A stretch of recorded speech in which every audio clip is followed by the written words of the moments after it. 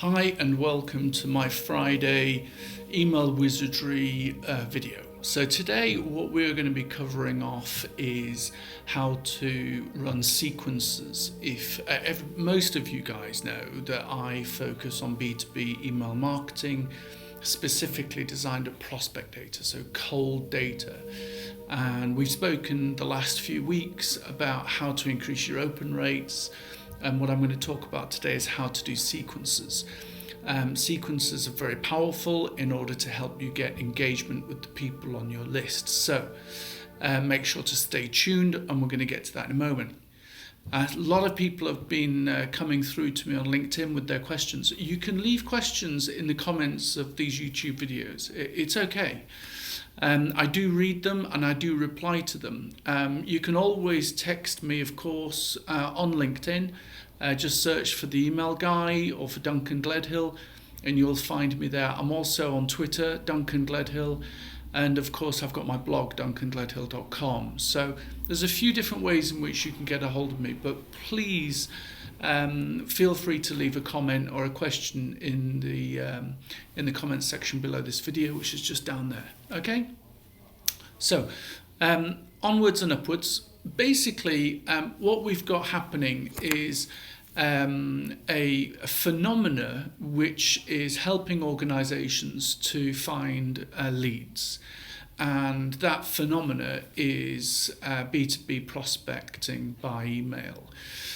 What I think has been going on is that before GDPR there was quite a bit of confusion, and then there was a lot of talk about GDPR and there was confusion and fear. People weren't really aware of what was going to happen. Lots of rumours, most of which weren't correct, and lots of gossip. And certain individuals weren't very helpful because they were quite bleak about the whole thing, which did run a few companies into the woods, panicking. However, what GDPR has done is it's clarified what the difference is between B2B and B2C, using also PECA. So that's the Privacy Electronic Communications Regulation. So as a result of this clarity, there's been quite a demand now for B2B data. What that means is that companies that have got some kind of a campaign or some kind of momentum, a little bit of consistency, that are doing B2B are seeing the rewards of that. They're generating prospects and generating leads as a result of that. So the question is, if you've not done much of this before, how to do it, and if you have been doing quite a bit of it, how to do it better. And one of the ways in which we've been, or one of the things that I've looked at this last year, is sequences.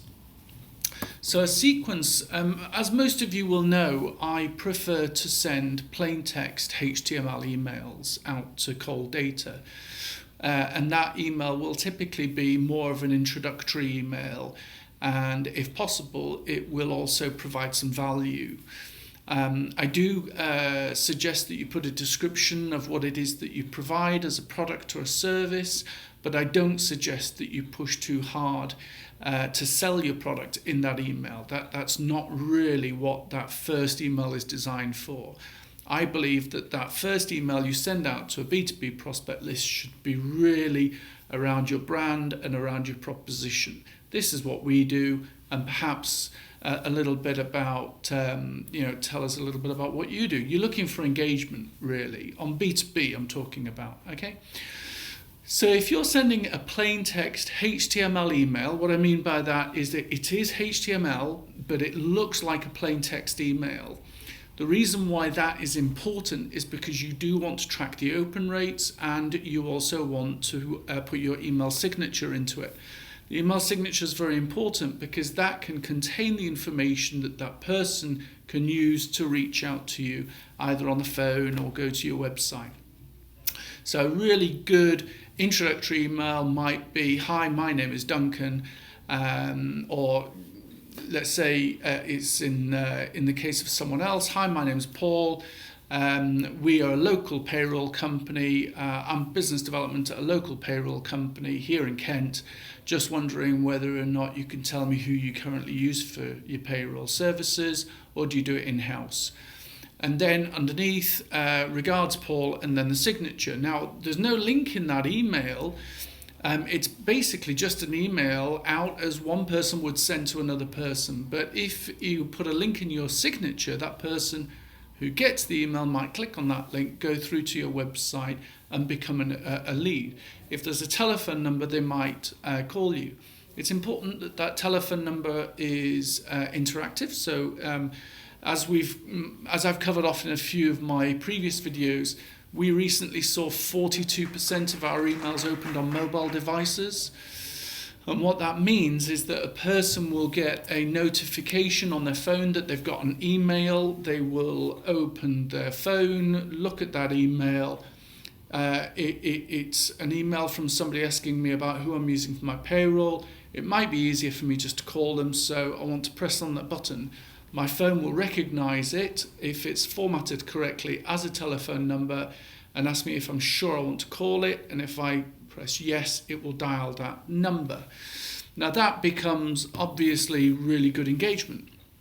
So we actually, on our sales floor here, get calls straight into the office from those types of email signatures. So that person has clicked on that and gone through. It's important to take note that it's 42% of people opening an email on a mobile. So you have to really understand the user journey for a person on a mobile device and whether or not it's compatible with your service. And if it isn't, you need to adjust your service slightly. So once we've got that email that's going out, there's a portion of those contacts that aren't responding to us. They're not replying. It's just gone into the ether, really. Well, there could be a number of different reasons. It's not necessarily because they're not interested in your product or service. They might be at home and they might be watching Love Island or whatever it is, and whilst they read it, they're not actually going to call you right there and then because Love Island is more important, whatever, and they forget about you. They would have responded, but there was something else going on at the time that was more important than you. So how do we get around that? We've got these people that have opened our email, and some of them have called us, some of them have clicked through on our website, but then we've got others that haven't done. Well, to the people that haven't opened it and to the people that haven't opened it and clicked through or called, you can do what is known as a follow-up email. And this is an email where you would just say, I'm just wondering whether or not you got my email a couple of days ago. Now, we have seen some really exciting, really good results from these emails. The first load of emails generate more leads than the second email in the sequence. So the first email in the sequence, can you tell me who it is that's looking after your payroll, will generate more leads than the second one. However, the second email in the sequence will generate more engagement. So you'll have more of a relationship with those people. Now, some of the systems out there, I use ActiveCampaign and I use Reply.io. There's lots of systems. There's Drip as well, which is very good.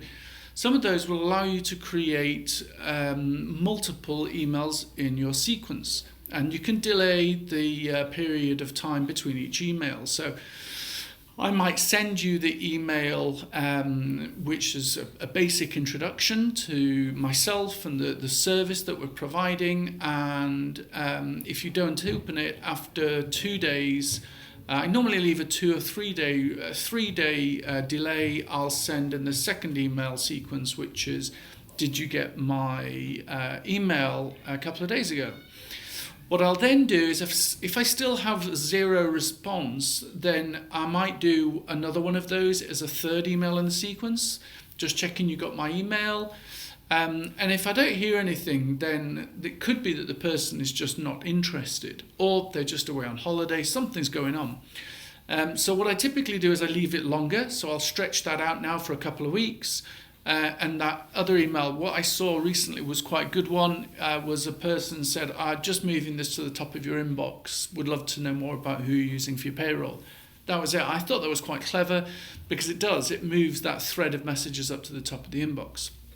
What's really interesting is if you don't change the subject line, it will nestle or it will thread the emails together, which makes it look as though that person is really trying to get a hold of you. I mean, obviously you are trying to get a hold of, but it doesn't separate it out as different emails, which a traditional system would, because it might come from a different email address or it might come with a different subject line. So it's not a traditional campaign, as in a campaign going out to 10,000 people and once it's gone out, you're done.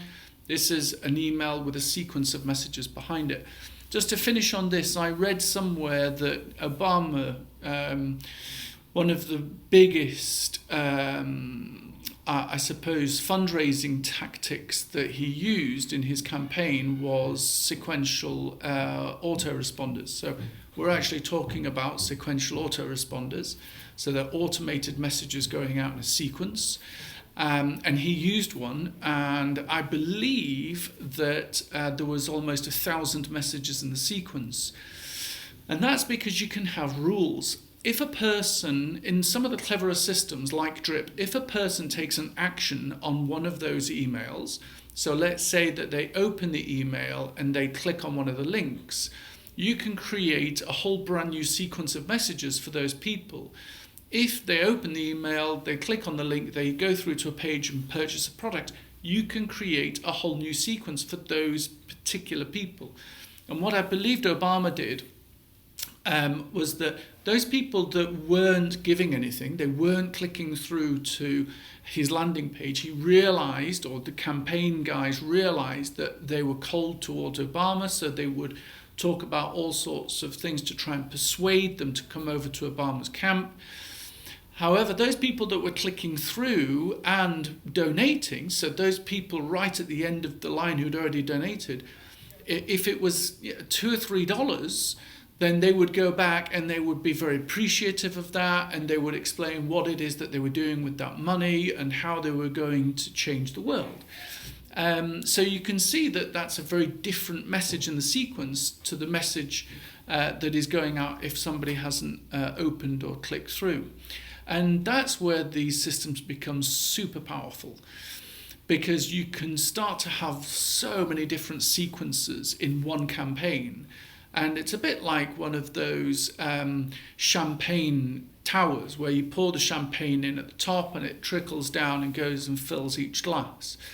It is an extraordinary technology, and I would definitely suggest that you have a look at either reply.io or Drip or ActiveCampaign, which is the one that I use. MailChimp, I believe, also do automations if you're using one of their tools. We are actually testing a brand new system at the moment, and I will tell you a little bit more about that once we know it's been working really well. And I also know that that does automations as well, and they came up here and they presented it to us, and well, one of them did, and it looks phenomenal, and they have a lot of experience delivering emails, and so it's something that I'm quite excited to tell you guys about at some point over the next few weeks, once we know exactly what it is capable of doing.